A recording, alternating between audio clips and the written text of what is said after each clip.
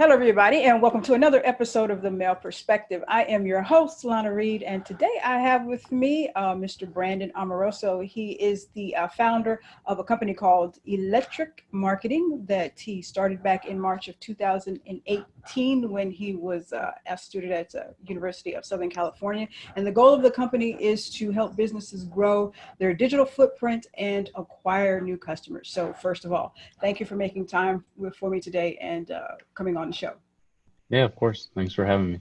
Awesome. Now, I want to start off by saying that I am a UCLA Bruin from many, many moons ago. So I'm gonna play nice, even though we are arch rivals, and we're gonna get through this interview. But yeah, I was like, oh, okay, a Trojan. This is but welcome. So first of all, let's get started and tell us everything that you guys do over there at ElectrIQ. Am I saying that right? Yeah, it's just electric marketing. Oh, okay. We're a fully managed marketing solution for small to mid-sized businesses. Okay. We specialize in inbound marketing. We're a HubSpot Diamond agency partner, HubSpot Platinum agency partner. I always get the two mixed up. And so we specialize in advertising, email, social media, and SEO.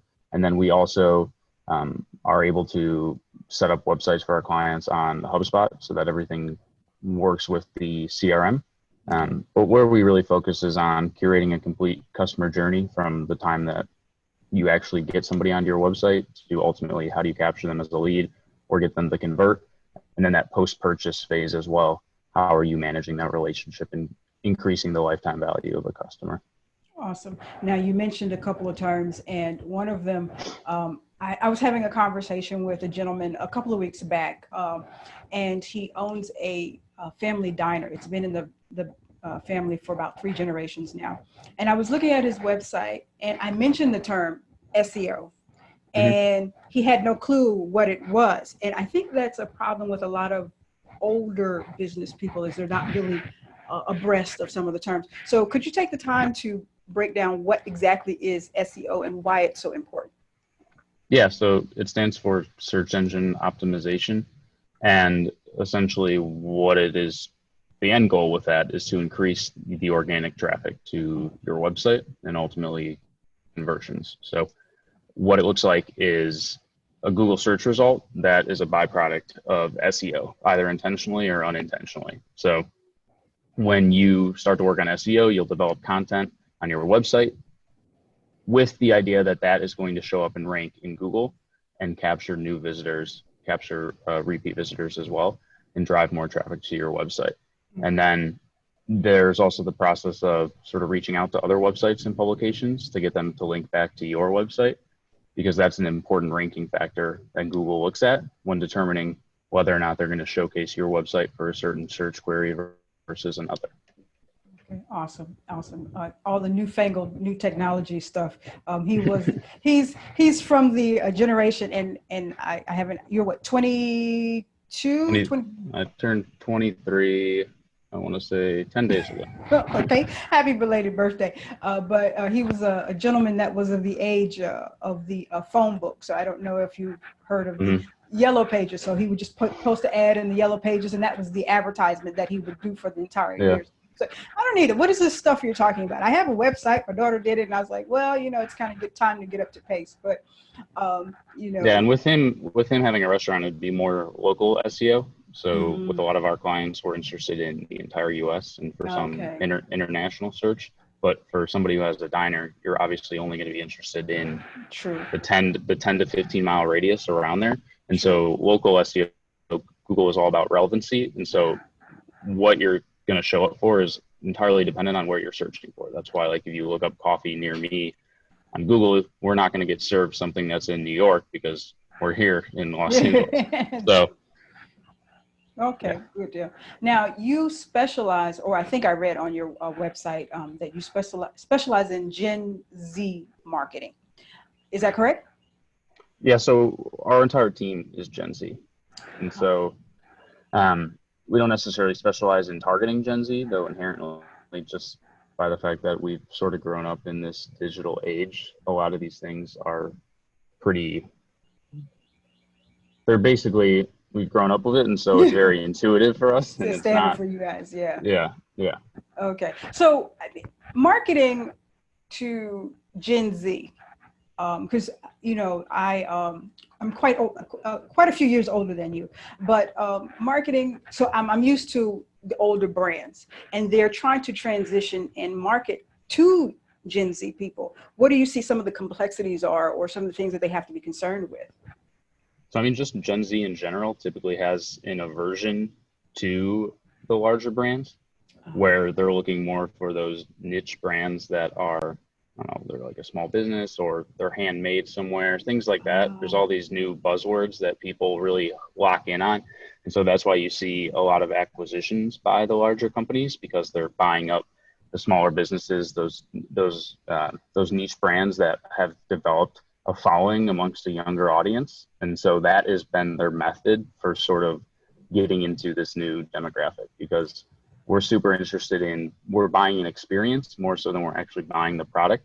And so if we were going to buy coffee, for example, we want to see that it's fair trade and that it's slowly roasted for, I don't know that much about coffee, but let's say it's like it's slowly roasted for 7 days or something, and like all this special stuff. And then we want to receive a box in the mail that is very pretty, and you open it up and maybe it has a guide to how to roast it and stuff like that. It's all about that branded experience. Okay. But you also have to make it feel authentic as well, where it's not just a large corporation that's sort of coming down and doing it. Okay. Yeah, because there's I was reading an article not too long ago.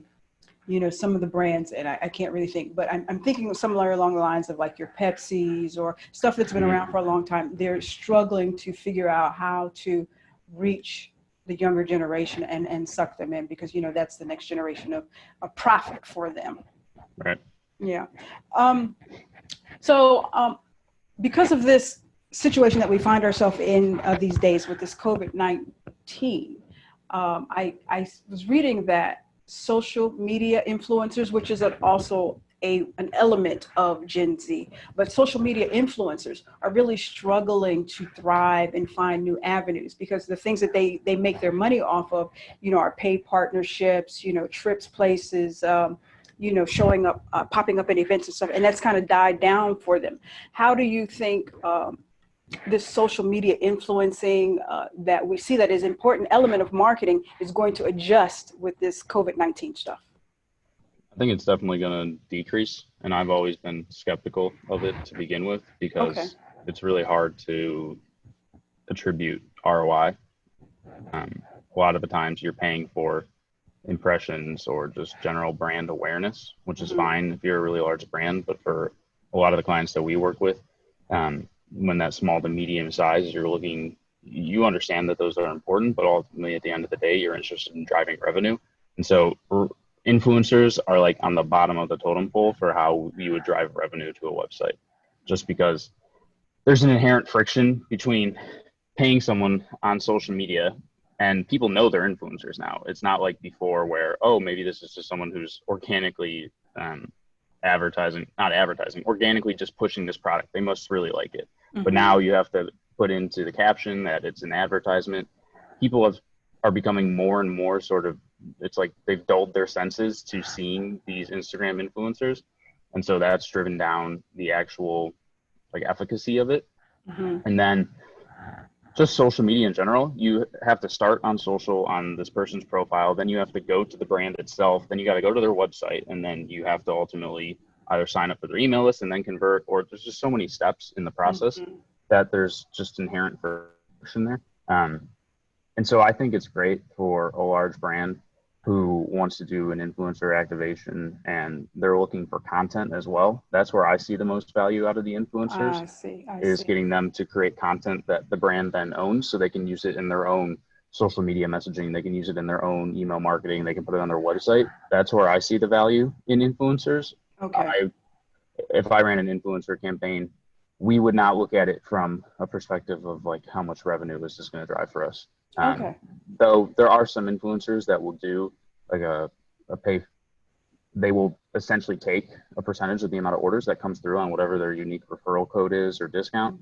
So stuff like that is interesting because it's low risk for both parties. Though, and then there's more incentive for the influencer to actually do something. Okay. Yeah. Understood. Understood. So, if I'm hearing you correctly, you are suggesting if somebody's going to consider the social media influencer option, it should be a bigger brand. So, with that, I have the question: how does the smaller brand get themselves out there and known on social media, which is really the space that marketing seems to be these days? hmm Yeah, so with social media, you should encourage your current customers and your loyal fans to get out there and interact with you on social, and you need to incentivize them some way. So Mm, we'll do like email sends to okay. repeat purchasers, telling them to go share their experience on Instagram for like a special discount code or something. Okay. That's a good way to get your current fan base to get out there and to start interacting with you, Okay. especially if they're older. Like with some of Okay. our clients, when they have a ton of customers, but they're on the older side. It's not instinctual to just go to Instagram and start tagging that brand and engaging with them in that manner. So you Okay. need to sort of push them along. You can also do things like Dojo Mojo is a software that allows you to enter into sweepstakes with other brands. Okay. And so you combine your email lists and get like anywhere from 10,000 and up email addresses. And then you can also include social actions in there. So like it's a requirement that somebody has to go follow you on Instagram in order to enter the sweepstakes. I got you. That is going to drive the number of followers. They won't necessarily always be the greatest, and you're going to see some drop off from there, and the engagement might not be as high because you're incentivizing people with like a free trip to Aruba or something. So obviously, it's not going to be the same as if they're just organically coming to you. Okay. Um, but for a small business, I typically want to focus on how they're how they're handling their current list, how they're monetizing their current contact base in their CRM, if they have all the things in place on their website, like the lead capture and all the automated workflows, that once somebody enters into the ecosystem, there is a welcome series. There is like a post purchase product series where you're Okay. getting information. That to me is more important for a small business because you're going to see, you're going to be able to attribute revenue to that. Whereas social media, um, especially organic social media, is pretty hard to get a significant ROI on. But you need to Okay. have one. But I would never start a small business and say we're going to start on social media and that's where we're going to go all in. We're not going to focus on any of the other channels. Okay. So your concern is driving people to the website. Am I understanding that correctly? Right. Yeah. I mean, ultimately, you want to get them off of Instagram and onto your website so that you can start to communicate with them via email because email marketing is still the most effective way to manage and to have a relationship with your customers. So, like, if we run a giveaway, for example, on Instagram, we always have a landing page set up where you have to enter your email address Okay. to have a chance to win. And then we'll have, depending on the size of the brand, we'll have anywhere from 250 new emails to 10,000 new emails that we then get to start communicating with, Mm-hmm. and they will go into our welcome series. And the conversion rate's not going to be as high as if somebody just dropped to your site organically, but it's definitely still there, and it's Okay. very easy to then clean that list as well so that your open rates and all that are still high. Okay. Okay. Now you're mentioning a couple of things that I think new businesses really struggle with, and this is the landing page and building your email list, because a lot of times hmm when you're starting out, you have, your mom and your dad and, maybe your cousins. You don't really have a big pool of customers or email list, I should say. Um, it's hard to groom that. What are some steps, and not to give away your business income there, but what are things that people can do to grow their contact list? hmm So every website has people that just come to it organically through like super long tail keywords.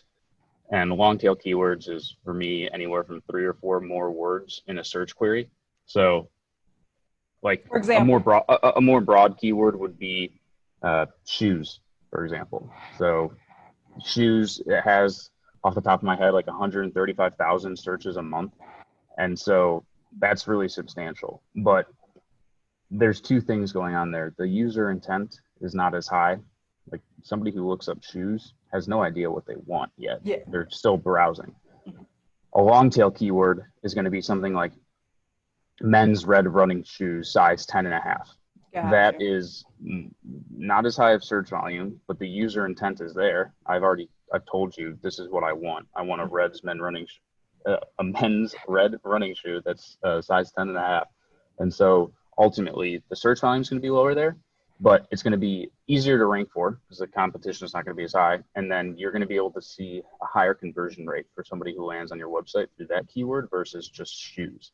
So there's long tail keywords that even our site ranks for that we have the lead capture set up on our website. So you have the bottom left is where we have our pop-up slide in. So it's not as intrusive as one in the middle, and just offering people the chance to enter their email. You can either have an offer there or not.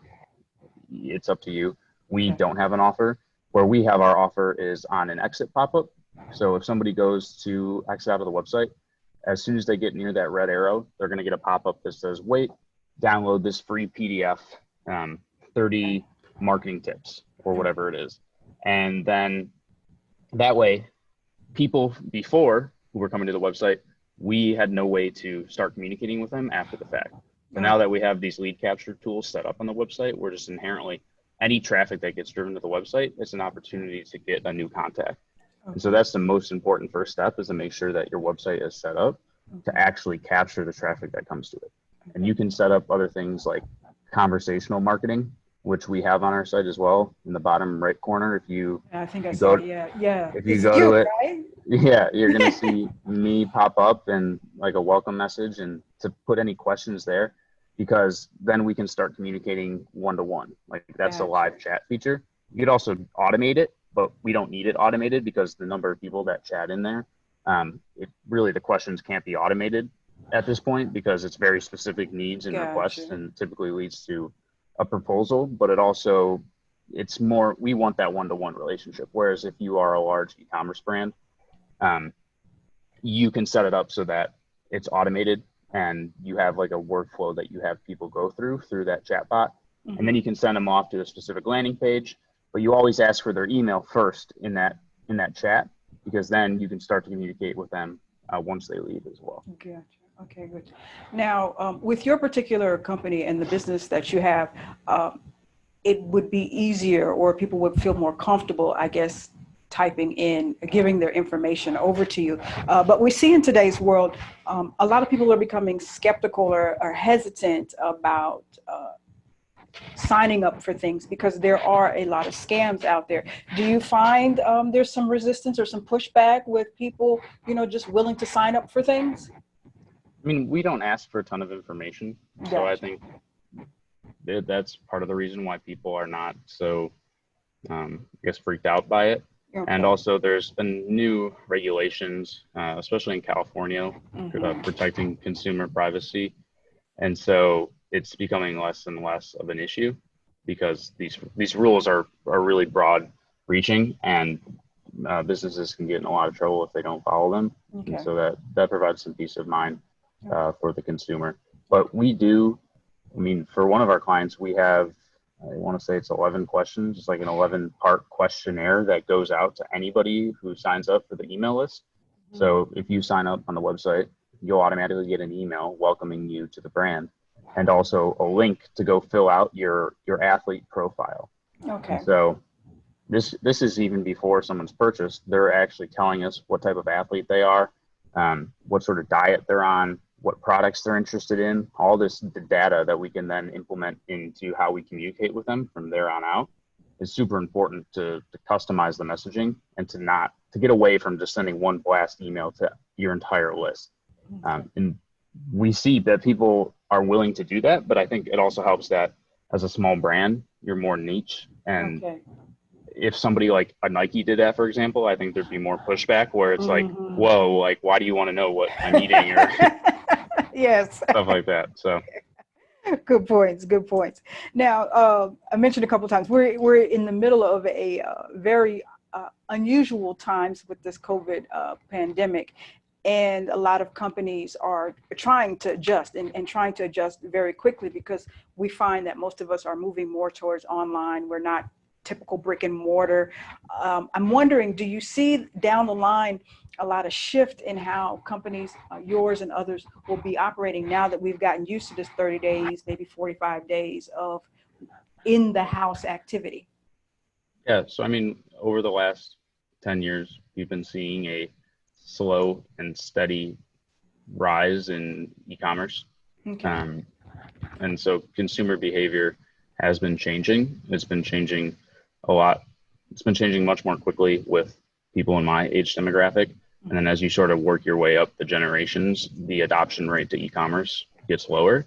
So this has essentially accelerated every demographic group and forced them into becoming an e-commerce shopper. I want to say it's something like 63 days is how long it takes to create a habit. And Yeah. so we're definitely going to be there. And even if we don't, there's so many people that are now shopping online that never would have in the first place. Yeah, my dad, he's not to cut you off. My dad is 70 years old, and he was telling me the other day, he said, "Pumpkin, I guess I'm gonna have to try this Amazon thing. How do you how do you do that?" So yeah, it's forcing people to shift their whole mindset. Yeah. And you're starting to see, especially in categories that have been resistant to moving online.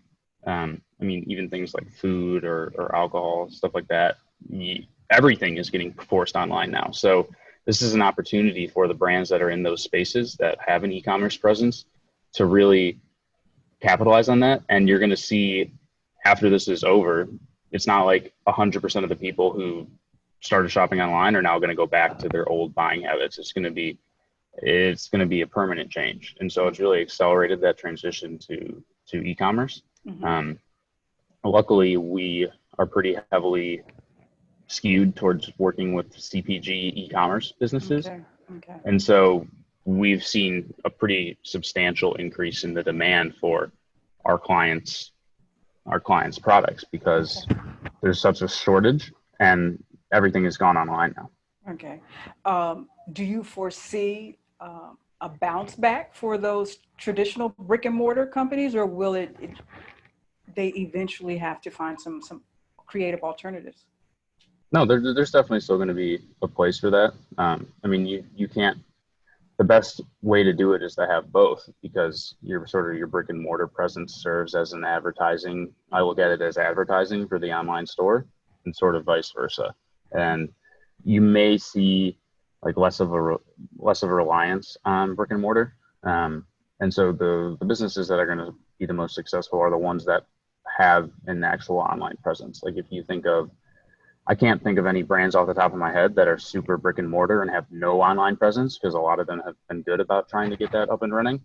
But you're just going to see sort of hiring shift more towards people that are going to allow for that e-commerce to continue. And so I think it's just going to be a little bit of a transition. But Okay. we, as Americans, we love that retail experience as well. Yes, And yes. the data shows that we still like to go in and shop and browse and all of that. And it's almost like an event now. You like go out to the family with them all. And there's going to be a lot of pent up demand when this is over, Yes, yes. just across the board for, Yeah, for they're many already things. biting So at the bit. They're already biting at the yeah. bit to get out of And today. it's as it gets into summer too, especially it gets warmer. Yeah, yeah, we're It's about to get a yeah. heat wave. Oh So, yeah. if a potential client is about to approach you or thinking about approaching you to work with you, what are some things that you would like for them to have in place before they contract your services? Really the only thing we need to know is what their goal is.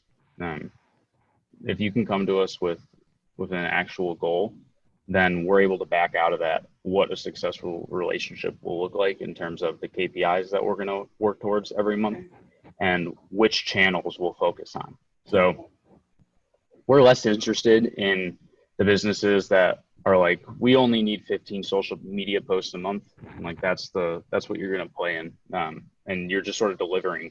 And as opposed to somebody coming to us and saying, okay, we want a 20% increase in revenue for 2021. It's like, okay, great. Like, how do we get there? And then we back out of that, what our deliverables are going to be every month and how we're going to track to those KPIs. So there's some certain questions I always ask everyone, like the current size of their list, who they're using as their CRM, because really everything we do is about facilitating the customer relationship through the CRM. Ultimately, we are most interested in setting up the marketing automation and communicating with the customer on a one-to-one basis so that like that's where you're going to drive the most value. And so we Okay. always want to know where that is as well.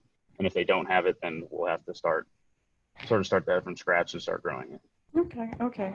Now, you've mentioned a lot of marketing avenues today when we've been talking. You know, the email list, landing pages. We've mentioned social media.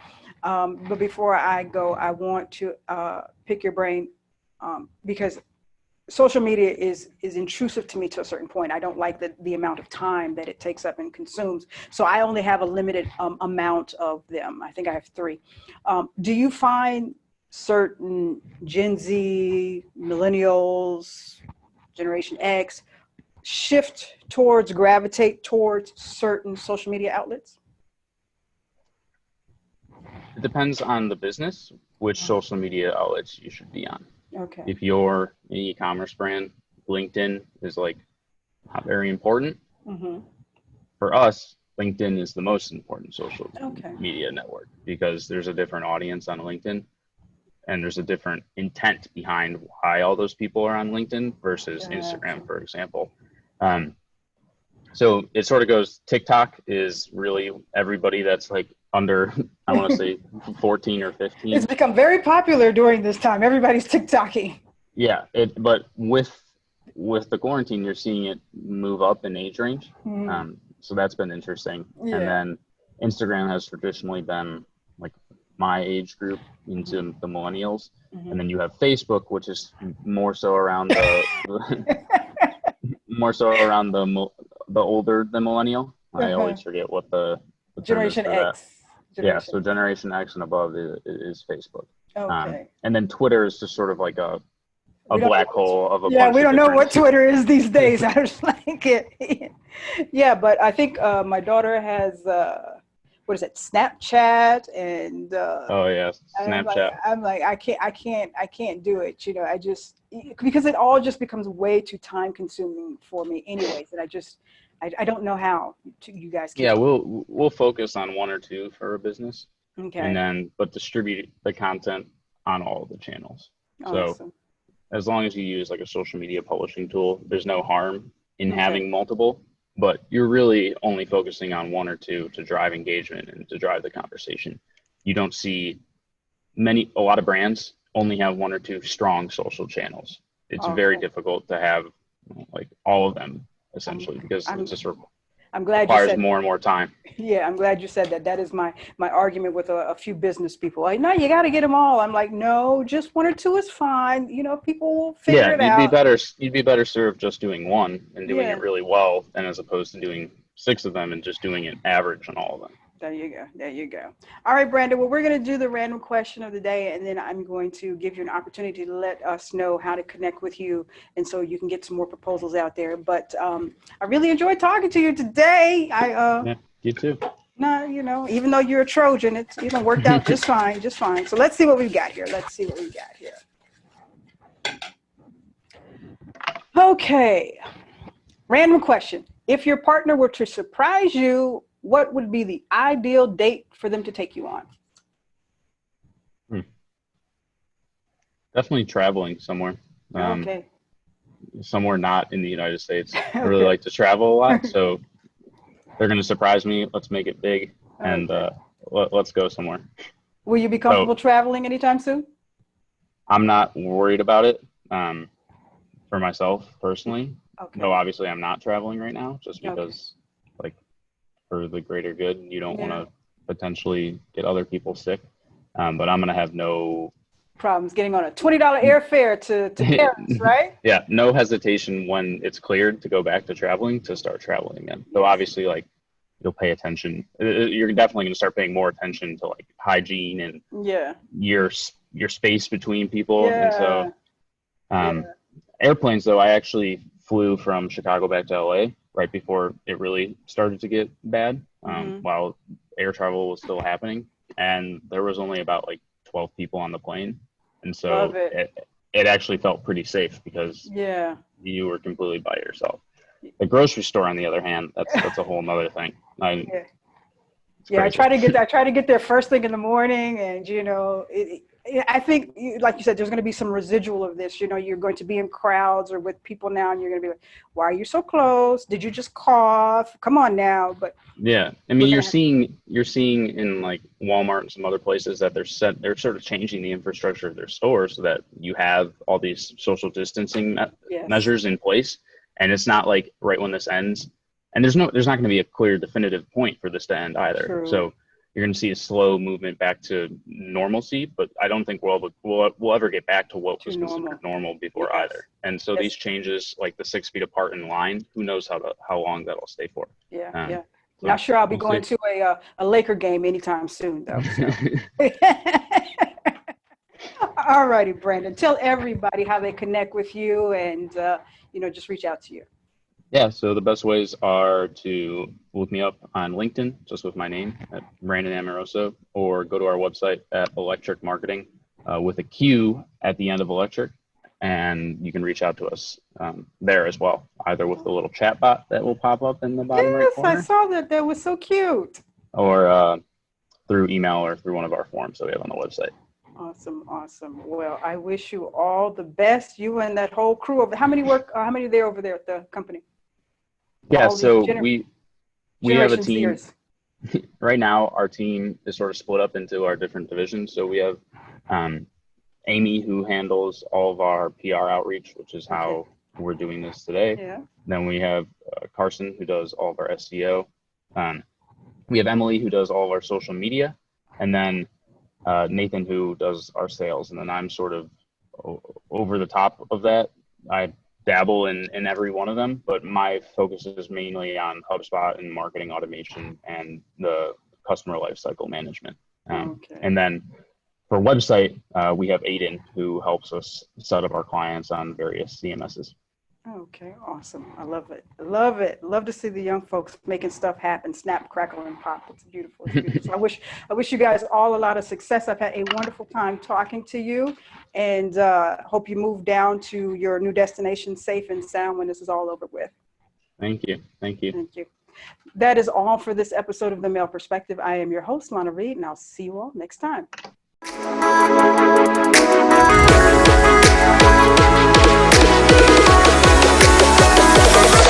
Oh.